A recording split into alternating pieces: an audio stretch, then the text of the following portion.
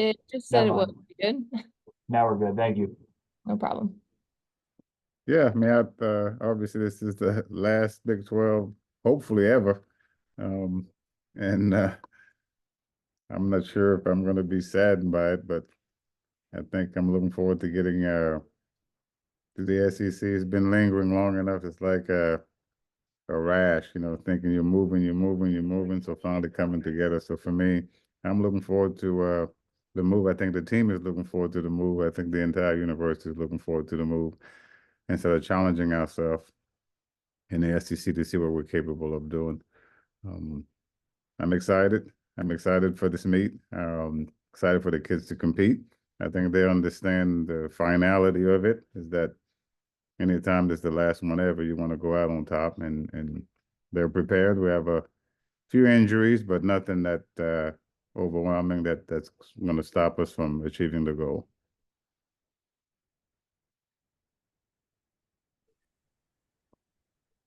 Go ahead, whoever wants to go first. Well, what do you need from both your men and your women this weekend to be successful? They just got to compete. We just have not. Maybe we were spoiled by the group last year. They just have not competed to the level that I believe they're capable, to the level of their talent either. If we just show up and fight like hell and compete, if they do they don't have to do the very best that they can be. If they compete at a high level and fight, I think we're going to be just fine. That's the one thing I'm emphasizing. And I think championship meets are better. This generation of kids, they're stuck with times and running fast. Championship times don't matter. It's just place and just competing. So it's going to be a different vibe. We just want to go out there and win some stuff and get in the finals and score some points.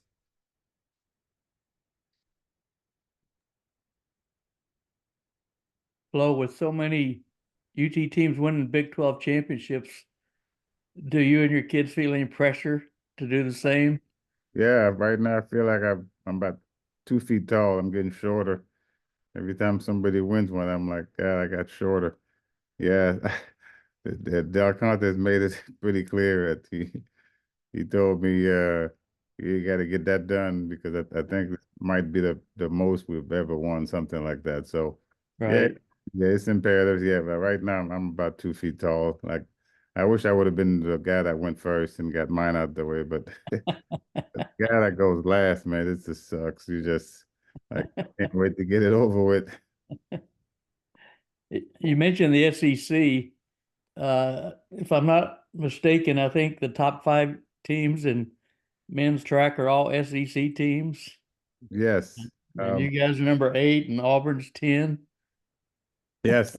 So obviously the challenge is going to be up there, but I think that's going to be good for us. I think we have some kids who are much better, and I think having to go day in and day out against more challenging performers, this is going to be good. So we're going to actually change our schedule to be more SEC dominant, to compete at more SEC locations, so they get used to like make it common, just compete against them every weekend. So it's not so much of a like, oh my God, this is the SEC.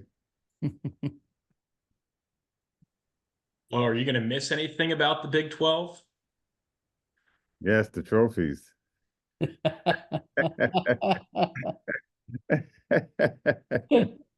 Yeah, we won our fair share, and lost our fair share, but I think we've been pretty consistently on the top. So to be honest, the Big 12 was good. I'm going to miss it because I think it was more of a kind of a little bit more relaxed. SEC is dog eat dog, man. You're going to war. It's all guns blazing.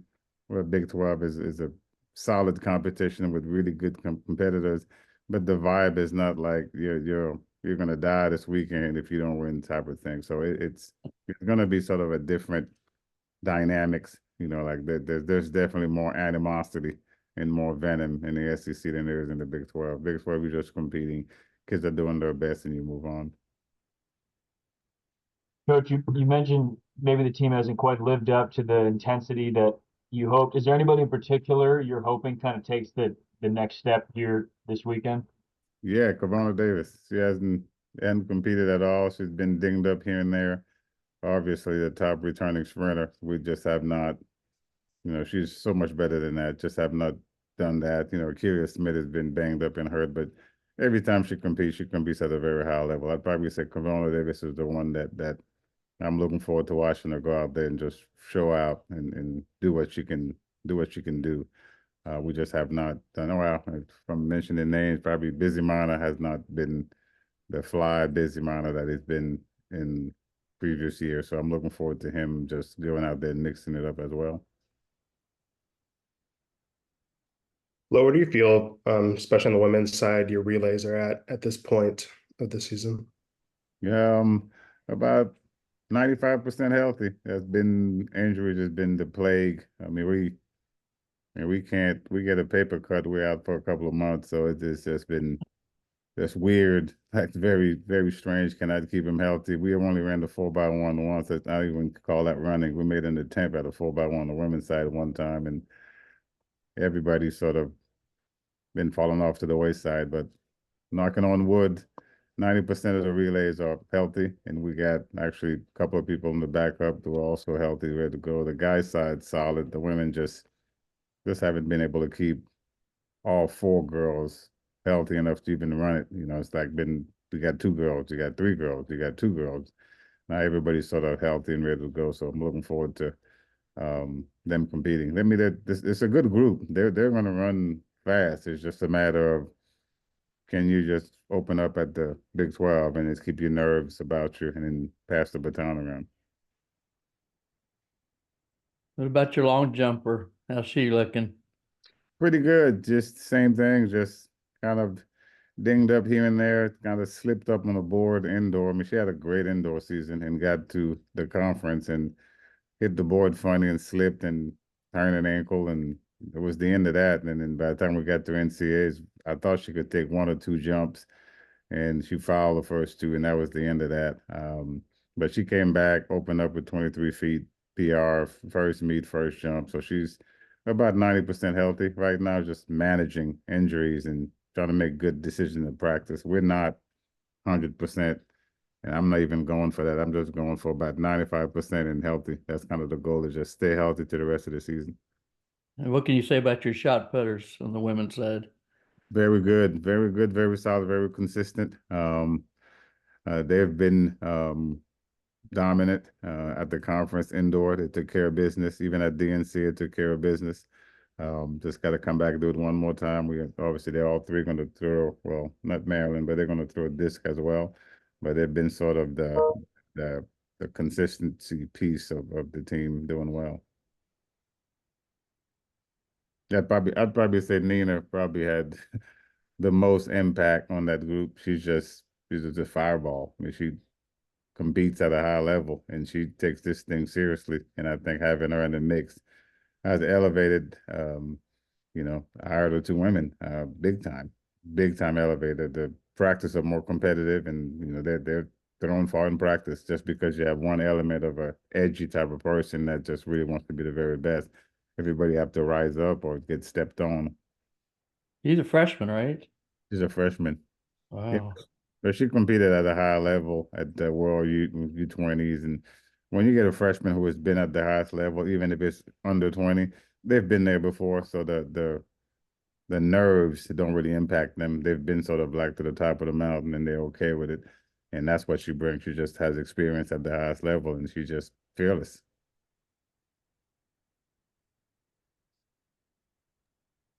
Well, this may be a dumb question or a philosophical question, I guess, but during an Olympic year as a coach, do you have to pace your athletes who have a chance at qualifying any differently this time of the year as opposed to, I know that if during a normal year you may throw a sprinter onto more relays, but if they have a shot at Olympics or something like that, you may have them only run one or two of their best events. Is there a philosophical difference in how you run your athletes this time of year? Yes, absolutely. So anybody who has a chance to be an Olympian, you sort of handle them with rubber gloves. You just want to kind of not overcompete them. Like I think, of course, Keely Smith has a chance of an Olympic medal, so she's only competed once so far, and we've just been very careful, making sure that we don't, beat down her legs. So chances, you don't really take much chances. Like we probably could have opened up Kavana earlier, but it's like, you know what, let's just wait till you're 100% to sort of do that. So yeah, you're completely second guessing every decision. How much is too much, how little is too little. Just making sure you have enough, juice in the tank when you get down to Paris, and giving them a fair chance to make that team. If they could have a great season, but they don't make that team, it's kind of been all wasted.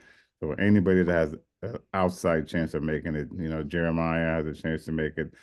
You find yourself looking for meets that can kind of give him enough points to qualify and blah, blah, blah. So it just changes the decision-making process from just throwing far or running fast or jumping far to jumping smart and throwing smart and making the right planning so they have the best chance to do it.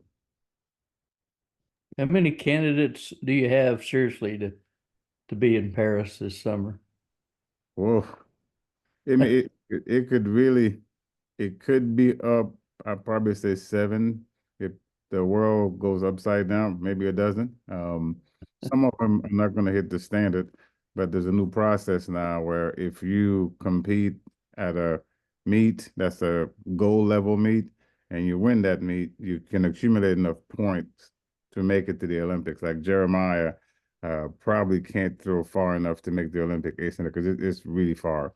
But if he went home and won 3 of those goal level meets, he would have enough points to sort of be exempt from having the standard. So you're managing that as well. So he has a chance to do that. The Kyria has her standards all done. Kavona has their stuff from last year. Most of them have it from last year. Anybody that was at Budapest and made the semifinal have their standards. So if they have it, then they're on the clear. Then the biggest thing is now that for her is to go home and be top 3, because obviously Jamaica's women sprinters, they're not that easily to sort of beat down on. So she has some challenges to try to make that team, but she has the standard already. Like the formers, like Jorian Alfred, there's only one person from St. Lucia, so she's gonna make hers. Rashida already has hers, but yeah, it could be about a dozen if things go really well. You got Lene Thomas, I mean, you got even the little freshman, Aaliyah Foster, she's right there, a little bit off the standard. So if you go home and win your championships, I think that might even be enough points to make it. So if you go home and do well at your championship, that give you 8, 9 points, and all of a sudden you have enough points to do it.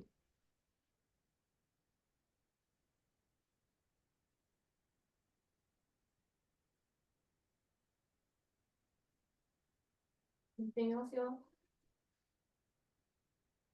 think we're good. Thank you, Flo. Hey, appreciate you guys. Thanks, Have a great guys. Appreciate it. All right. Good luck. Thanks, Ashley. Thank you. Thanks, guys. Okay.